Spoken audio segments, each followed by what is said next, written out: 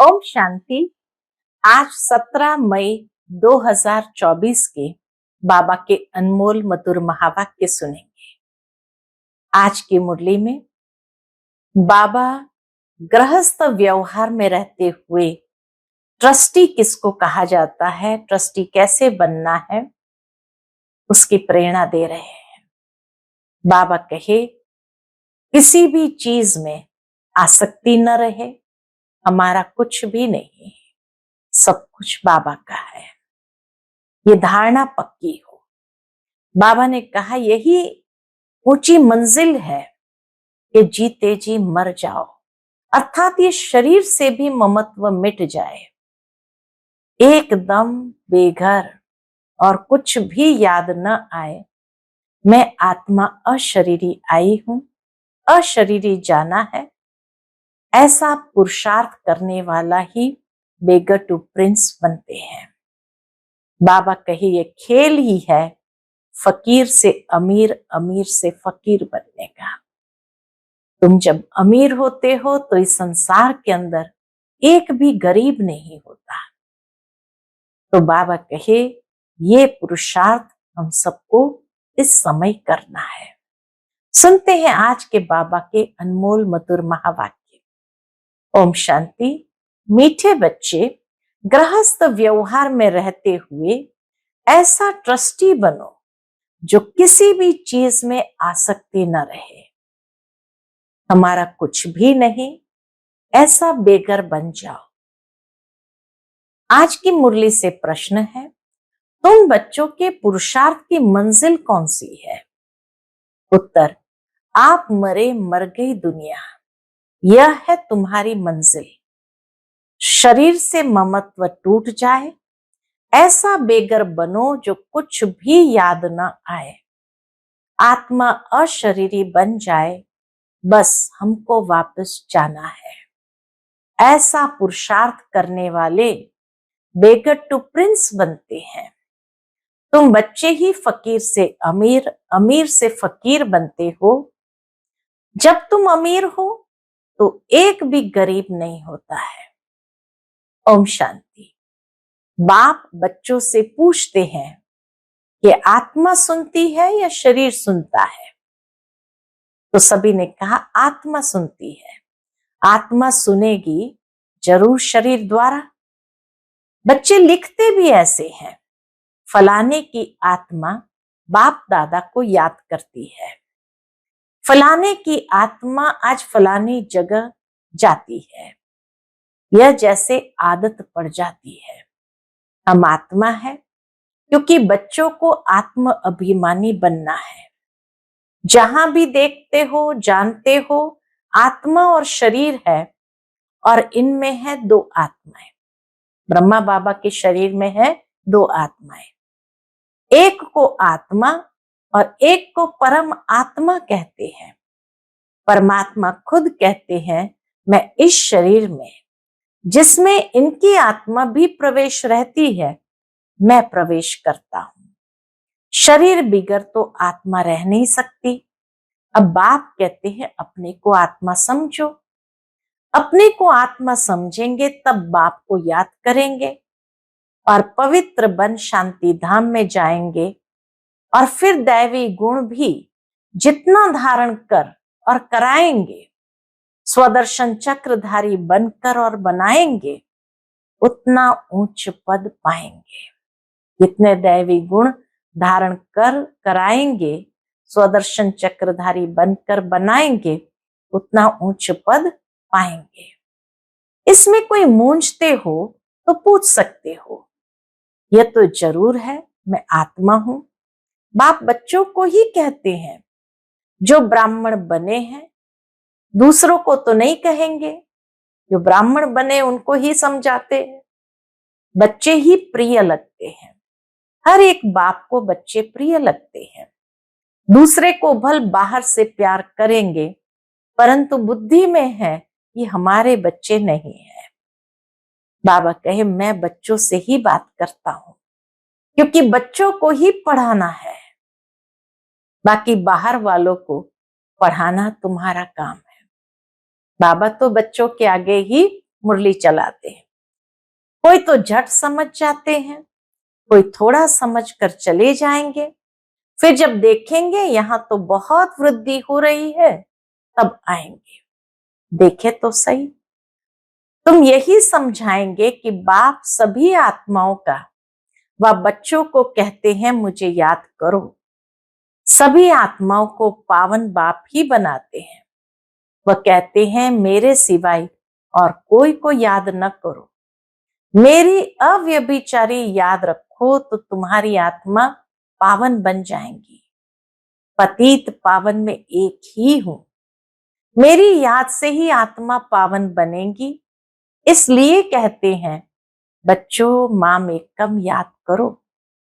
बाप ही पतित राज्य से पावन राज्य बनाते हैं, लिबरेट करते हैं। कहां ले जाते हैं? शांति धाम, फिर सुख धाम। मूल बात ही है पावन बनने की। 84 का चक्र समझाना भी सहज है। चित्र देखने से ही निश्चय बैठ जाता है। इसलिए बाबा हमेशा कहते रहते हैं म्यूजियम खोलो भपके से। म्यूजियम भी खोलो लेकिन भपके से, तो मनुष्य को भपका खींचेगा। बहुत आएंगे, तुम यही सुनाएंगे कि हम बाप की श्रीमत पर यह बन रहे हैं। बाप कहते हैं मामेकम याद करो और दैवी गुण धारण करो। बाबा की मुख्य शिक्षा है मामेकम याद करो और दैवी गुण धारण करो। बैच तो जरूर साथ होना चाहिए। तुम जानते हो हम बेगर टू प्रिंस बनेंगे। पहले तो श्री कृष्ण बनेंगे ना। जब तक श्री कृष्ण न बने तब तक श्री नारायण बन न सके। बच्चे से बड़ा हो तब नारायण नाम मिले। श्री कृष्ण जैसे जैसे बड़ा होगा तभी तो उनको नारायण नाम मिलेगा। तो इनमें दोनों चित्र है। बैज में ऊपर लक्ष्मी नारायण, नीचे राधे कृष्ण, दोनों चित्र है। तुम यह बनते हो। अभी तुम सब बेगर बने हुए हो। ये ब्रह्मा कुमार कुमारियां भी बेगर्स है, इनके पास भी कुछ नहीं है। बेगर अर्थात जिनके पास कुछ भी न हो। कोई कोई को हम बेगर नहीं कहेंगे। ये बाबा तो है सबसे बड़ा बेगर। इसमें पूरा बेगर बनना होता है। गृहस्थ व्यवहार में रहते आसक्ति तोड़नी होती है। तुमने ड्रामा अनुसार आसक्ति तोड़ दी है। निश्चय बुद्धि ही जानते हैं हमारा जो कुछ है वह बाबा को दे दिया। कहते भी है ना, हे भगवान आपने जो कुछ दिया वह आपका ही है, हमारा नहीं है। वह तो होता है भक्ति मार्ग। उस समय तो बाबा दूर था, अब बाबा बहुत नजदीक है। सामने उनका बनना होता है, बाबा का बनना होता है। तुम कहते हो बाबा, बाबा के शरीर को नहीं देखना है। बुद्धि चली जाती है ऊपर। भले ये लोन लिया हुआ शरीर है, परंतु तुम्हारी बुद्धि में है हम शिव बाबा से बात करते हैं। यह तो किराए पर लिया हुआ रथ है, उनका थोड़ी है। यह तो जरूर है जितना बड़ा आदमी होगा तो किराया भी बहुत मिलेगा। मकान मालिक देखेगा, राजा मकान लेता है तो 1000 किराए का 4000 बोल देगा। कोई बड़ा आदमी मकान लेगा तो 1000 का 4000 बोल देगा, क्योंकि समझते हैं ये तो धनवान है। राजे लोग कभी भी बोलेंगे नहीं कि यह तो जास्ती लेते हैं, नहीं, वो अपनी रॉयल्टी में रहते हैं। उन्हों को पैसे आदि की परवाह ही नहीं रहती है। राजाओं को पैसे आदि की परवाह ही नहीं रहती है। वह खुद कोई से बात नहीं करते। जैसे नेपाल का राजा महाराजा था तो खुद किसी से बात नहीं करता, उनका सेक्रेटरी बात करते हैं। बाबा भी कहे प्राइवेट सेक्रेटरी ही बात करते हैं। आजकल तो रिश्वत बिगर काम नहीं चलता है। बाबा तो बहुत अनुभवी है, वो लोग बड़े रॉयल होते हैं, चीज पसंद की बस। फिर सेक्रेटरी को कहेंगे इनसे फैसला कर ले लो। हम चीज पसंद की बस, फिर सेक्रेटरी को कहेंगे इनसे फैसला कर ले आओ। ऐसे माल खोल कर रखेंगे, महाराजा महारानी दोनों आएंगे, जो चीज पसंद होंगी उन पर सिर्फ आंख से इशारा करेंगे। ब्रह्मा बाबा अपना अनुभव सुनाते थे कि जब राजा महाराजाओं के पास जाते थे हीरे जवाहरत का एक एक चीज लेकर के, तो सारा माल खोल करके बाबा रख देता था। फिर राजा रानी जब पसंद करते थे तो बस आंख के इशारे से वो सेक्रेटरी को कह देते थे इसका फैसला कर लो। वो खुद बात नहीं करते, भाव तोल नहीं करते थे। तो बाबा कहे सेक्रेटरी बात कर, बीच में अपना हिस्सा निकाल लेता। सेक्रेटरी भी बड़े होशियार होते, बीच में अपना हिस्सा निकाल लेते हैं। कोई कोई राजाएं साथ में पैसे ले आते हैं, सेक्रेटरी को कहेंगे इनको पैसा दे दो, सामने सामने दिला देते थे। बात बात तो सबके कनेक्शन में आए हैं, जानते हैं कैसे कैसे उन्हों की एक्ट चलती है। जैसे राजाओं के पास खजांची रहते हैं, वैसे यहां भी शिव बाबा का खजांची है। ये तो ट्रस्टी है, बाबा का इनमें कोई मोह नहीं है। बाबा के पास भी सारा हिसाब किताब उस समय संभालने वाले हमारे प्यारे ईशु दादी जी थे। तो बाबा का इनमें मोह नहीं है, इसने अपने पैसे में ही मोह नहीं रखा, सब कुछ शिव बाबा को दे दिया, तो फिर शिव बाबा के धन में मोह कैसे रखेंगे। ब्रह्मा बाबा ने अपना ही सब कुछ दे दिया, तो फिर शिव बाबा के प्रति जो देते हैं उसमें मोह कैसे रखेंगे।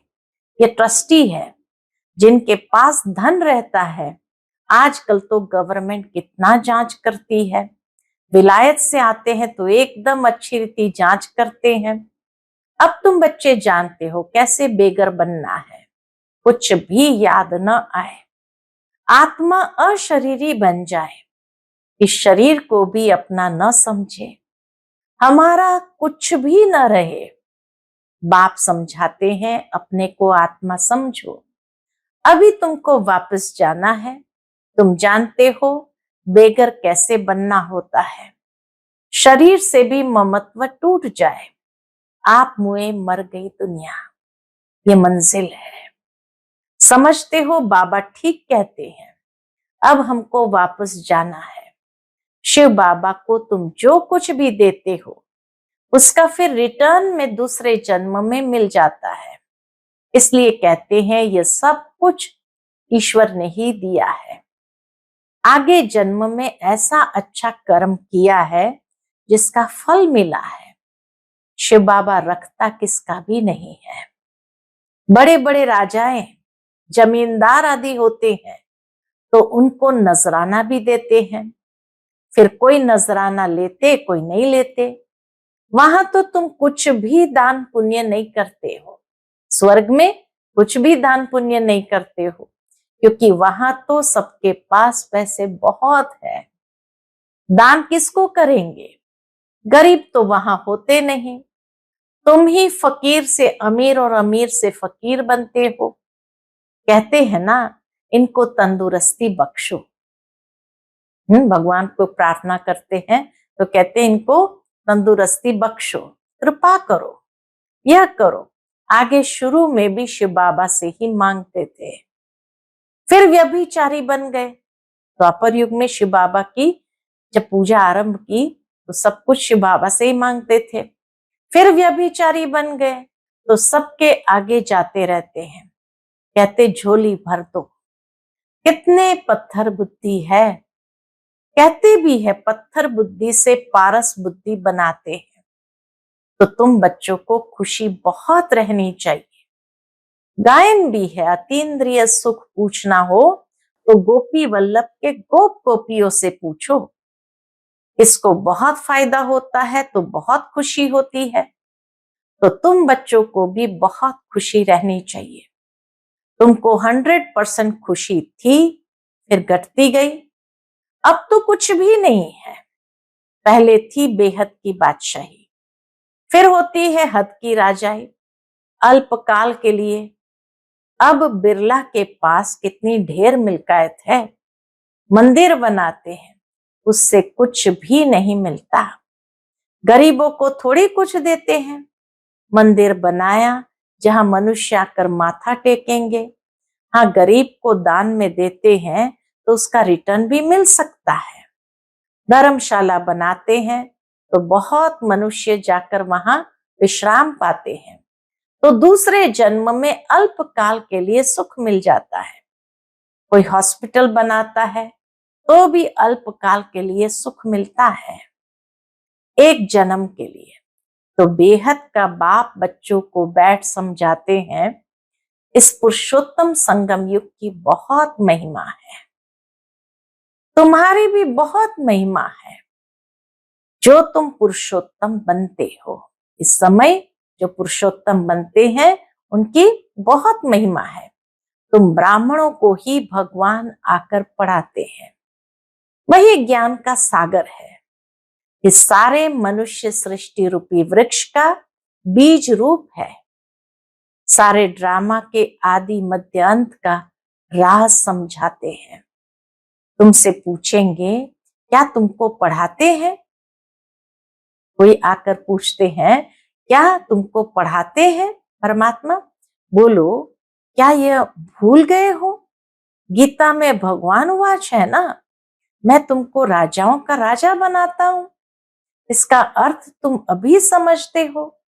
पतित राजाएं पावन राजाओं की पूजा करते हैं, इसलिए बाप कहते हैं तुमको राजाओं का राजा बनाता हूं। यह लक्ष्मी नारायण स्वर्ग के मालिक थे ना। स्वर्ग के देवताओं को द्वापर कलयुग में सब नमन पूजन करते हैं। इन बातों को अभी तुम समझते हो। भक्त लोग कुछ भी समझते थोड़ी है, वह तो सिर्फ शास्त्रों की कहानियां पढ़ते सुनते रहते हैं। बाप कहते हैं तुम जो गीता आधा कल्प से पढ़ते सुनते आए हो, उससे कुछ प्राप्ति हुई? पूछते बाबा, कुछ प्राप्ति हुई? पेट तो कुछ भी भरा नहीं। अभी तुम्हारा पेट भर रहा है भाना, अभी तुम संतुष्ट होते जा रहे हैं, भरपूर अंदर में महसूस कर रहे हो, तो पेट भरा है। तुम जानते हो ये पाठ एक ही बार चलता है। खुद भगवान कहते हैं मैं इस तन में प्रवेश करता हूं। बाप इनके द्वारा बोलते हैं तो जरूर प्रवेश करेंगे। ऊपर से डायरेक्शन देंगे क्या? हाँ, कोई आकाशवाणी तो नहीं होगी। कहते हैं मैं सन्मुख आता हूं। अभी तुम सुन रहे हो। ये ब्रह्मा भी कुछ नहीं जानते थे, अभी जानते हैं। बाकी गंगा का पानी पावन करने वाला नहीं है। यह है ज्ञान की बात, ज्ञान गंगाओं की बात है। तुम जानते हो बाप सन्मुख बैठा है। तुम्हारी बुद्धि अब ऊपर में नहीं जाएगी। जब मुरली सुनते हैं तो समझते हैं बाबा सन्मुख बैठ करके एक एक बात समझाते हैं, तो उस समय बुद्धि ऊपर नहीं जाएगी। यह है उनका रथ। इनको बाबा बूट भी कहते हैं, लॉन्ग बूट भी कहते हैं, तो और क्या कहते हैं? डिब्बी भी कहते हैं। ब्रह्मा बाबा जैसे सोने की डिब्बी है, उसमें शिव बाबा हीरा बैठा है, तो बाबा इनको बूट भी कहते हैं, डिब्बी भी कहते हैं। इस डिब्बी में वह हीरा है, शिव बाबा हीरा बैठा है। कितनी फर्स्ट क्लास चीज है। इनको तो रखना चाहिए सोने की डिब्बी में। शिव बाबा इतना फर्स्ट क्लास है जो कहे इनको तो रखना चाहिए सोने की डिब्बी में। गोल्डन एजेड डिब्बी बनाते हैं। बाबा कहते हैं ना, धोबी के घर से गई छू। कोई भी बला होती है तो कहते धोबी के घर से गई छू। इनको कहते हैं छू मंत्र। छू मंत्र से सेकंड में जीवन मुक्ति, इसलिए इनको जादूगर भी कहते हैं। सेकंड में निश्चय हो जाता है हम यह बनेंगे। ये बातें अभी तुम प्रैक्टिकल में सुनते हो। पहले जब सत्यनारायण की कथा सुनते थे तो ये समझते थे क्या? उस समय तो कथा सुनते समय विलायत, स्टीमर आदि याद रहता है। जब कथा सुनते हैं तो उस समय याद क्या आता है? सत्यनारायण की कथा सुनाते हैं तो उस समय लीलावती, कलावती, उनके पति स्टीमर में गए, ये हुआ वो हुआ, तो सारी वो बातें सामने दृश्य के रूप में इमर्ज होती है। सत्यनारायण की कथा सुनकर फिर मुसाफरी पर जाते थे, वह तो फिर लौट आते थे। बाप तो कहते तुमको फिर इस छीछी दुनिया में लौटना नहीं है। भारत अमर लोक, स्वर्ग, देवी देवताओं का राज्य था। ये लक्ष्मी नारायण विश्व के मालिक है ना, इनके राज्य में पवित्रता, सुख, शांति थी। दुनिया भी ये मांगती है। क्या मांगती है? विश्व में शांति हो, सब मिलकर एक हो जाए। अब इतने सब धर्म मिलकर एक कैसे होंगे? हर एक का धर्म अलग, फीचर्स अलग अलग, सब एक कैसे होंगे? वह तो है ही शांति धाम, सुख धाम। वहां एक धर्म, एक राज्य होता है सुखधाम में, दूसरा कोई धर्म ही नहीं। जो ताली बजे उसको विश्व में शांति कहा जाता है।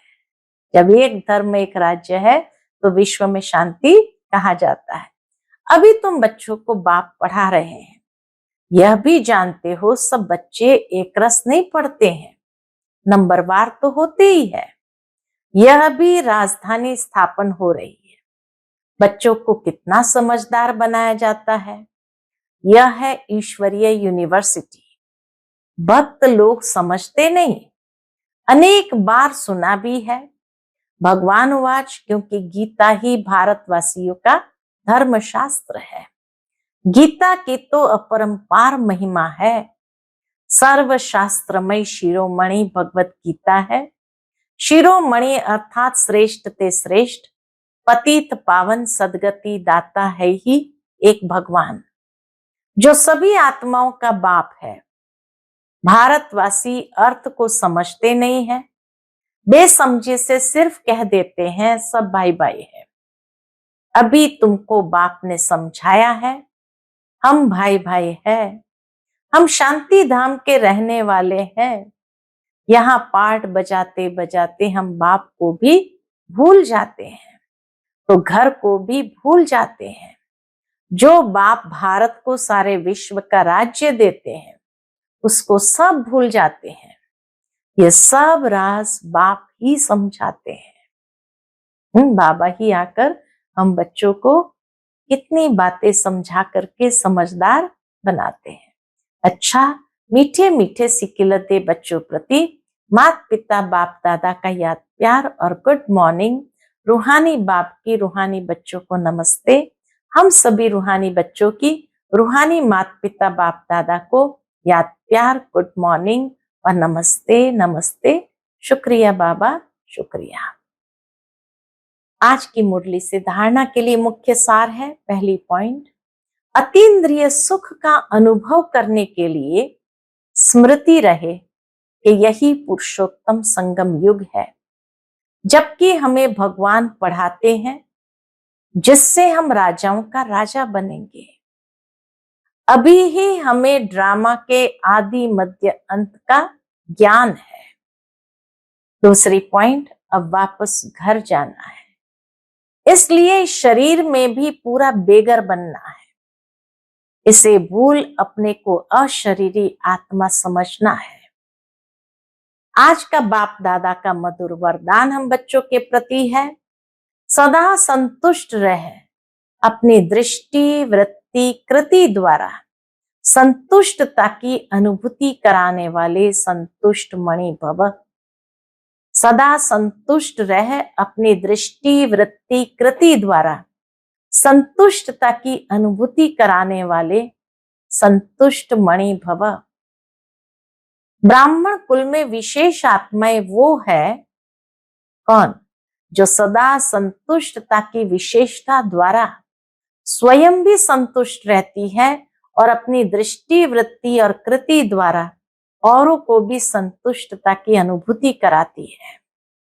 वही संतुष्ट मणियां है जो सदा संकल्प, बोल, संगठन के संबंध, संपर्क व कर्म में बाप दादा द्वारा अपने ऊपर संतुष्टता के गोल्डन पुष्पों की वर्षा अनुभव करती है। ऐसी संतुष्ट मणियां ही बाप दादा के गले का हार बनती है, राज्य अधिकारी बनती है और भक्तों के सिमरण की माला बनती है। आज का स्लोगन है, नेगेटिव और वेस्ट को समाप्त कर मेहनत मुक्त बनो। नेगेटिव और वेस्ट को समाप्त कर मेहनत मुक्त बनो। जितना व्यक्ति नेगेटिव सोचता है, वेस्ट सोचता है, नेचुरल है, उतनी एनर्जी उसमें भी तो लगती है और इतनी एनर्जी आत्मा में से क्षीण होती है तो फिर मेहनत लगती है पुरुषार्थ में। इसलिए बाबा कहते हैं नेगेटिव और वेस्ट को समाप्त करो तो मेहनत से मुक्त हो जाएंगे। ओम शांति।